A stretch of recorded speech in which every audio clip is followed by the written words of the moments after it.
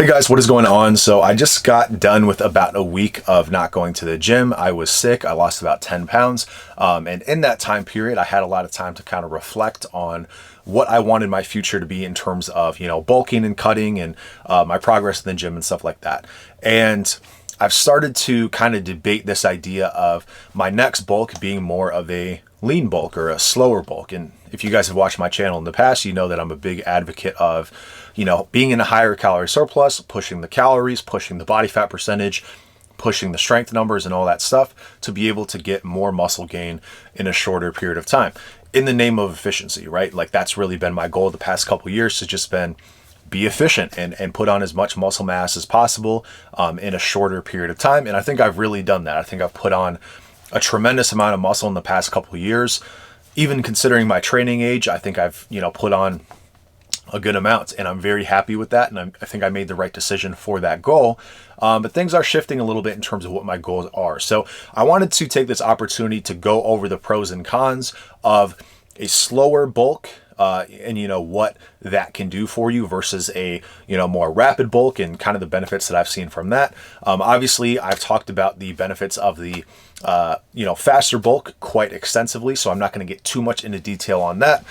But a lot of my argument for why I think that is the better method is simply because a higher calorie surplus and a higher amount of calories that you're eating total is going to be more anabolic. You're going to be able to put on more muscle mass, all else being equal, when you're giving your body more fuel and a bigger surplus to work with, right? If you have that energy balance that your body can use those calories and those resources to build more muscle, it's going to have more of a purpose to add that muscle tissue, considering, you're doing the bare minimum at the very least, or if not, a very stimulating workout, right? So if you're not really going hard in the gym, if you're not forcing your body to adapt, you're just going to put on fat, right?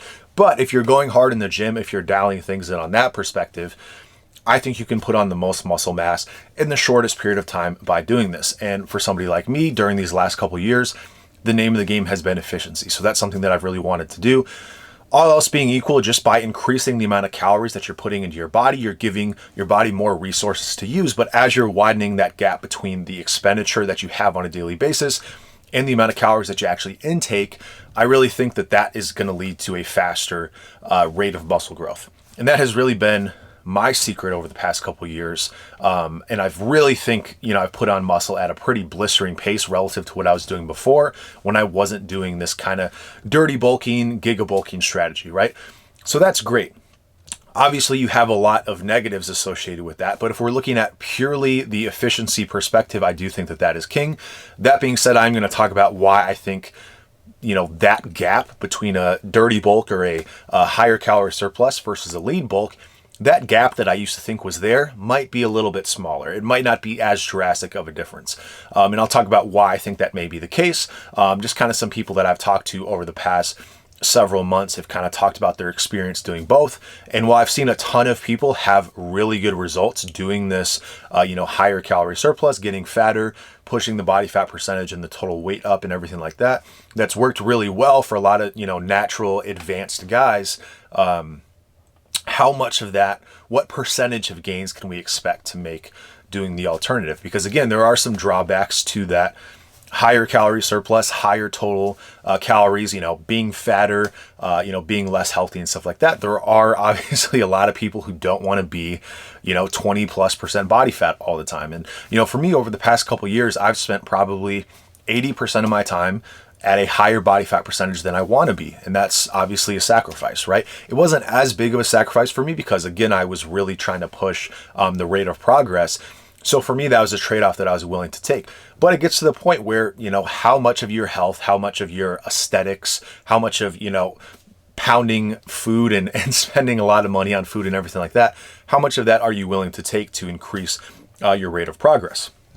So for me, I would say over the last couple of years, I don't regret doing that. I put on a lot of muscle. I'm very happy with the progress that I've made. But going into the future, it's like, hey, what are my goals? How am I going to shift this? And so I've again, over the past week or so, really kind of debated how I'm going to handle my next bulk. So I'm looking to cut here in the next month or so. And, I've already kind of decided that. I was thinking about this long before.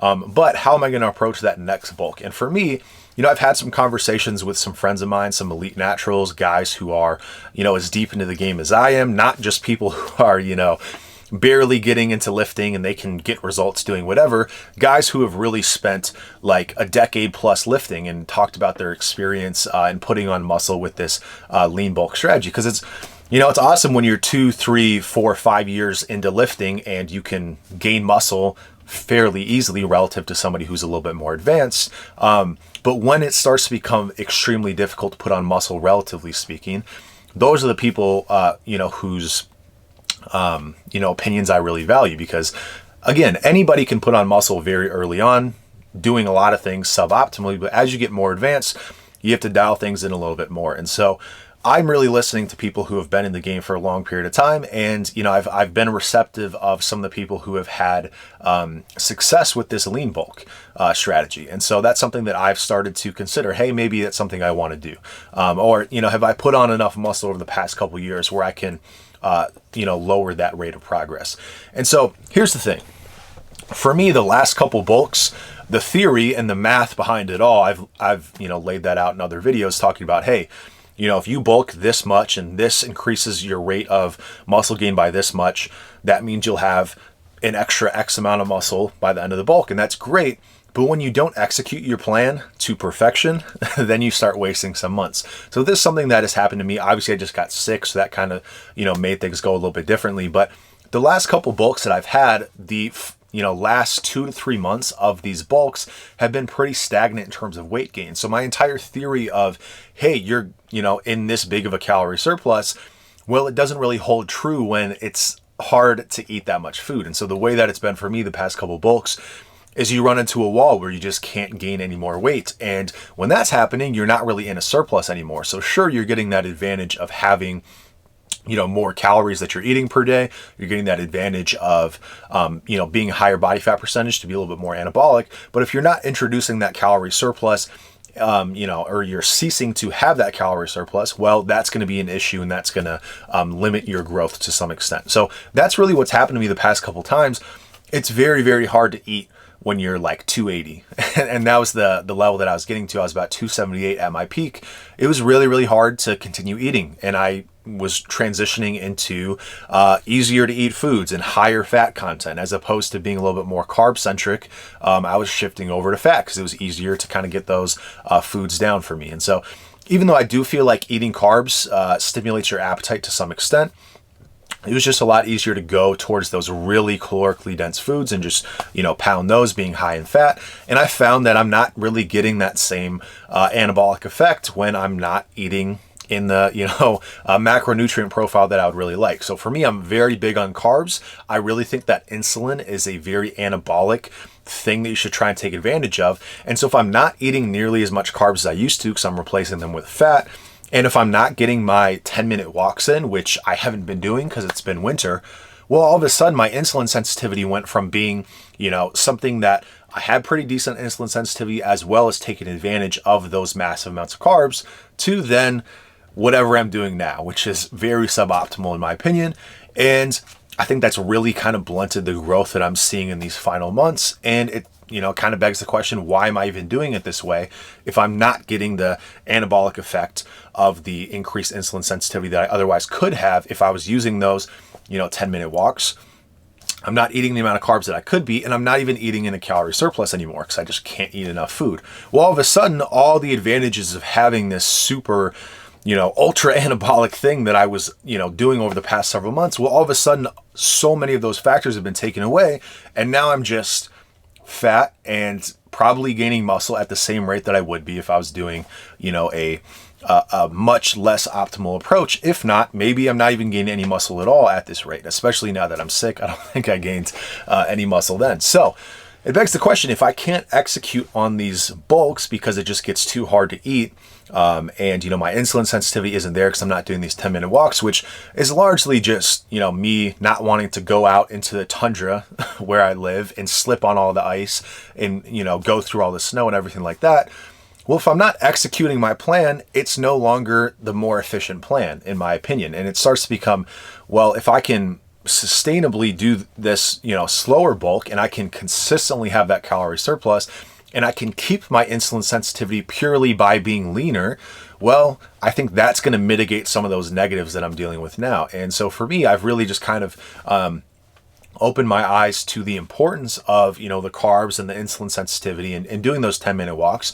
But if we're being realistic, and I'm not going to be, you know, all the time in this anabolic environment during the winter, well, I'm really just kind of wasting months if I'm not doing that. So a lot of this is theory, but I ultimately want to test this out. And I've talked to enough people who are, again, advanced naturals, and, you know, they've talked about their experience with doing the lean bulk and staying leaner year round. So it's not just about the bulk being slow, but it's actually about maintaining a relatively lean physique, which I've always just kind of considered to be for aesthetic purposes, but I think there's actually some merit to keeping that insulin sensitivity. And again, if you're eating a good amount of carbs and you're really utilizing those carbs, shuttling the carbs by doing your 10-minute walks, having your glucose disposal agent, and doing all this stuff to take advantage of that anabolic activity, that's awesome. I have been falling out of that habit. And so for me, I honestly think that the opposite approach in doing it slower and keeping that insulin sensitivity higher, even if I'm not doing those walks, I think that would be probably a more beneficial route. And it's something that I can sustain for a longer period of time. Obviously, if I'm doubling my calorie surplus, I can only spend half as much time in that bulk. So if I waste a month or 2 months when I'm off my game on, you know, certain methods to improve my insulin sensitivity, I'm not bulking or whatever else, well, that's a large portion of my bulk. Whereas if I'm doing the longer bulk, I have way more months to work with and more anabolic time window, right? And so when you start to think about these things, I don't think that there's that big of a gap between the ultra anabolic way that I used to do it, or at least that was my plan, but then not executing it appropriately.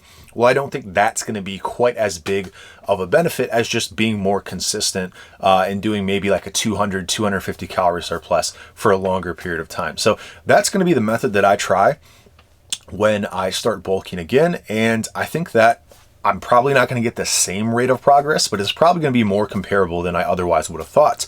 And so that's just kind of my thoughts on the two different methods and my experience with the one and my lack of experience with the other. But, you know, kind of just me theorizing, hey, is this something that I think I can do and pull off? And again, I've seen people who are, you know, around my level elite naturals who have been doing it successfully, and it gives me hope that this is something that I can pull off as well.